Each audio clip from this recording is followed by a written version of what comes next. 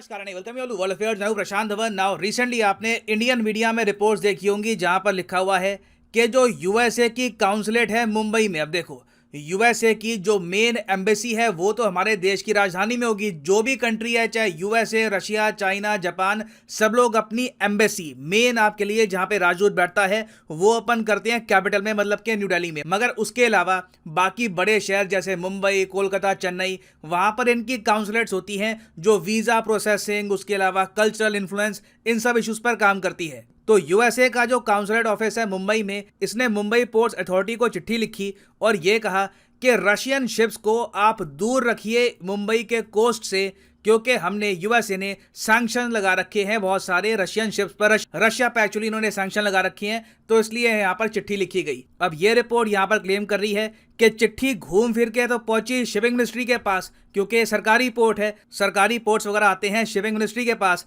और shipping ministry ने अभी के लिए ये जो चिट्ठी है ये भेजी है मिनिस्ट्री ऑफ एक्सटर्नल अफेयर्स को कि आप देखिए क्या जवाब देना है यूएसए को। ऑब्वियसली देखिए घूम फिर के यही जवाब आने वाला इंडिया की तरफ से कि हम लोग एक सॉवरेन कंट्री है, कोई कंट्री हमको बता नहीं सकती कि हमारे बंदरगाह के आसपास कौन सी कंट्री की कार्गो आएगी, कौन सी नहीं आएगी। मोस्ट प्रॉब्ली इसका यही आंसर आएगा। मगर ये गौर करने वाली बात है कि यूएस अब धीरे धीरे हमारे जो पोर्ट्स हैं उनको ये कह रहा है कि आप रशियन शिप्स के साथ इतना ट्रेड करना बंद करिए, रशियन शिप्स को इतना एक्सेस देना बंद करिए। उसके अलावा मैं आपको बता दूं, यूएसए के मीडिया से एक पर्टिकुलर वीडियो है, ये रिसेंटली काफी वायरल हुई थी। यहां पर क्या हुआ कि यूएसए के जो पूर्व सेक्रेटरी ऑफ स्टेट थे माइक पॉम्पियो, याद है आपको माइक पॉम्पियो, ये डोनाल्ड ट्रंप के अंडर, जब डोनाल्ड ट्रंप प्रेसिडेंट थे तब ये आप कह लीजिए यूएसए के विदेश मंत्रालय को संभाल रहे थे। तो इनसे पूछा गया, रिपोर्टर ने इनसे पूछा लाइव इंटरव्यू में कि इंडिया चाइना पर सैंक्शन लगा दे।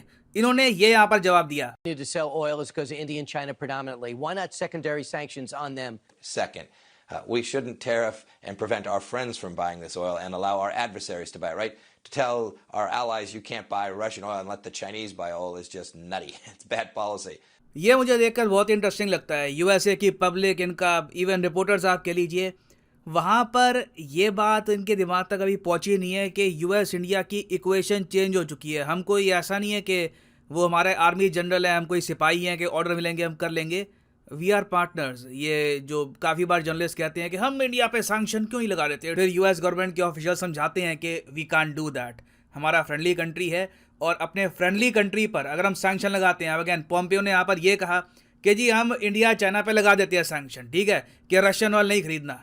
इंडिया तो एक बार को हो सकता है मान जाए, चाइना कहाँ मानेगा? चाइना ईरान के केस में नहीं माना। तो बेसिकली आपने बस इंडिया को रोक दिया रशिया से ऑयल परचेज करने के लिए, और चाइना तो लगातार परचेज करता रहेगा। हालांकि मैं पर्सनली अगर अपना इनपुट डालूँ तो मेरे हिसाब से सैंक्शंस लगने के बाद भी मुझे लगता नहीं है कि इंडिया रुकेगा और हम लोग रशिया का ऑयल परचेज करना बंद कर देंगे। बट एटलीस्ट यूएसए के जो पॉलिसी मेकर्स रहे हैं, जो यहाँ पर इंटरनेशनल रिलेशन समझते हैं, वो ये बात जानते हैं कि इंडिया पर सैंक्शंस लगाना रशियन ऑयल परचेज करने के इशू को लेकर ये नटी है। इन्होंने यूज़ किया नटी, मतलब कि पागलों वाली पॉलिसी होगी, इससे हमारा इंडिया सबका नुकसान होगा, सिर्फ चाइना का ही फायदा होगा। बट ये थे माइक पॉम्पियो। ना माइक पॉम्पियो क्या पावर में है? नहीं है। क्या डोनाल्ड ट्रंप पावर में है? डोनाल्ड ट्रंप भी पावर में नहीं है। अभी के लिए यूएसए में पावर में है जो बाइडेन। तो अब देखो जो बाइडेन के अंडर जो इनके काउंसलेट हैं ये थोड़ा बहुत प्रेशर तो डालेंगे इंडिया पर कि जी रशिया की शिप्स क्यों आती है आपके यहाँ पे हार्बर पे, इनको दूर रखो। तो ये एक ट्रिकी जियोपॉलिटिकल प्रॉब्लम है इंडिया के सामने जो हमको सॉल्व करनी होगी इवेंचुअली। तो डिस्कस करते हैं इस टॉपिक को इन डेप्थ, मगर आगे बढ़ने से पहले आपसे क्वेश्चन पूछूंगा। देखो आज के समय ये जो एक भाषण है ना, भाषण के भी टाइटल के नाम होते हैं। फॉर एग्जांपल स्वामी विवेकानंद जी का एक भाषण है brothers and sisters of US, ये अपने आप में भाषण शिकागो का वर्ल्ड फेमस है। उसी तरीके से 2007 में एक मेजर वर्ल्ड लीडर ने एक भाषण दिया था confluence of the two seas, जिसके बारे में आज भी हम बात करते हैं। इस पे किताबें लिखी जा चुकी है, पॉलिसीज बनी है एक भाषण के दम पर।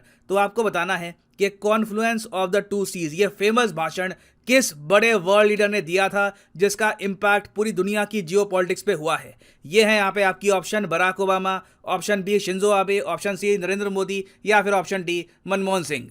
अब मुझे पता है आप लोग यहाँ पर सबसे पहले तो क्वेश्चन पूछेंगे यूएसए की बेसिकली प्रॉब्लम क्या है। इनको हर 2-3 महीने में, अब तो खैर हफ्तों में ही हम देखते हैं, हर 2-3 हफ्तों में रशिया के इशू को लेकर कुछ ना कुछ इनको हो जाता है कि बस इंडिया को रशिया से दूर करो, इंडिया को एक्शन लेना चाहिए, मुंबई के बंदरगाह से रशिया को दूर रखो। ये यूएसए को अचानक से ये सब करने की आवश्यकता क्यों महसूस होती है? देखो जो लेटेस्ट डेटा सामने आ रहा है ना, उसको देखते हुए यूएस अब बहुत बोलेगा इन द नियर फ्यूचर। हो यहाँ पर क्या रहा है कि इंडिया यूएस का ट्रेड रिकॉर्ड हाई पे जा रहा है।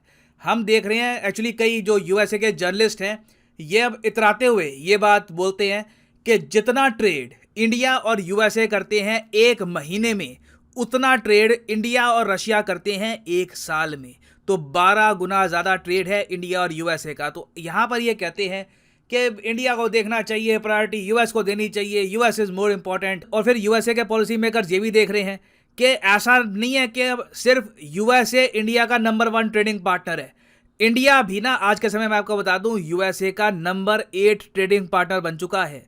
और डेटा हमको बता रहा है कि आने वाले कुछ समय में इंडिया 2 कदम की जंप मारेगा, इंडिया आएगा 6ठे स्पॉट पर, हम बन जाएंगे 6th largest trading partner of USA. और आने वाले कुछ सालों में मैं आपको बता दूं आराम से इंडिया, कनाडा, मैक्सिको और चाइना के बाद यूएसए का चौथा सबसे बड़ा ट्रेडिंग पार्टनर होगा।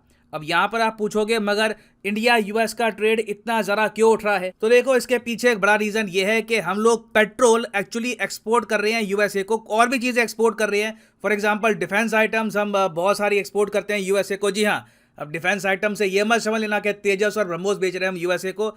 यूएसए की कई स्टार्टअप्स हैं, कई कंपनीज हैं, ये इंडियन कंपनी से स्पेयर पार्ट्स, उसके अलावा कई और जो मटेरियल है वो बनवाती है, तो वो भी डिफेंस एक्सपोर्ट में ही काउंट किया जाता है। तो हमारे ओवरऑल जो एक्सपोर्ट्स हैं यूएसए को ये बहुत ज़्यादा बढ़ चुके हैं। पेट्रोल डीजल के एक्सपोर्ट से तो मैं आपको बता दूं इंडियन कंपनीज ने इतनी कमाई करी है, रिलायंस ने खासकर, कि सरकार को ना एक्स्ट्रा टैक्स लगाना पड़ा कि लाओ थोड़ा बहुत हम भी यहाँ पे कमाएंगे, जनता पे खर्चेंगे, तुमने बहुत पैसा कमा लिया। तो यूएसए में अब क्या है कि जो जर्नलिस्ट हैं, इनके जो थिंकर्स हैं, उनको ये बात सता रही है कि इंडिया बेसिकली क्या कर रहा है, रशिया से कच्चा तेल परचेज करके उसको पेट्रोल बनाकर पेट्रोल हमको बेच रहा है। ये ठीक नहीं है, ये नहीं होना चाहिए। इनको बेसिकली मेन तकलीफ यहाँ पर ये हो रही है और इसी को लेकर इन्होंने रिसेंटली ये चिट्ठी लिख दी होगी कि यहाँ पर मुंबई के पोर्ट से आप रशियन शिप्स को दूर रखें। हालांकि मैं ये कहूँगा ये यूएसए ने इसके पीछे कोई धमकी नहीं दी सैंक्शन की, ये आप कह लीजिए एक एडवाइस टाइप की आप कह सकते हैं, या फिर कुछ हद तक एडवाइस तो है मगर इसमें जो पीछे